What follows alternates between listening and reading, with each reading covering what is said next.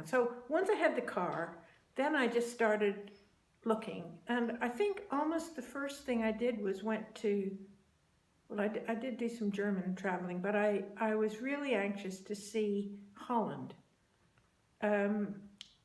I think partly because I didn't feel I'd ever quite understood what was going on in Holland at the beginning of the kind of modern movement in the 20s. And it really was a revelation. And actually the first thing that completely knocked me sideways was going to Zonnestraal, which was the sanatorium designed by Duiker, for a tuberculosis sanatorium.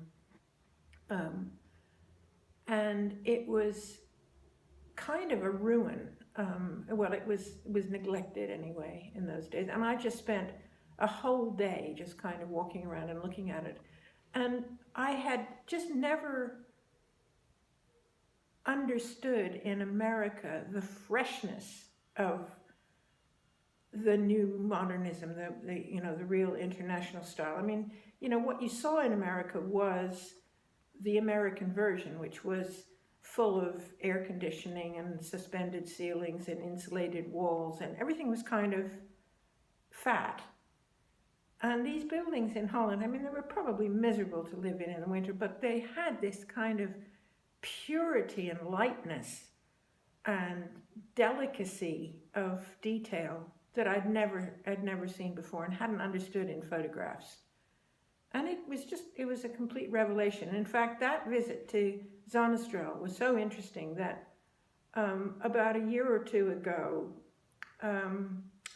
I guess it was Building Design did a series of people going and revisiting buildings that they'd been interested in, and they phoned me up and said, "Would you do one?"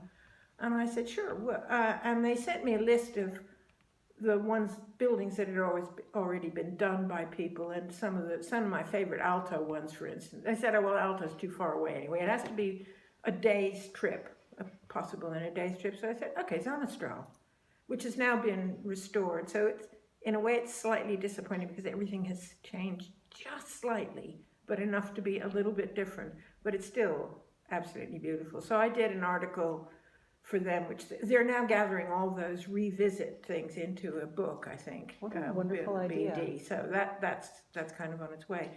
But that day was something that I never forgot, and that was really the beginning of that fellowship traveling, getting me involved in what European architecture, what the point of it was.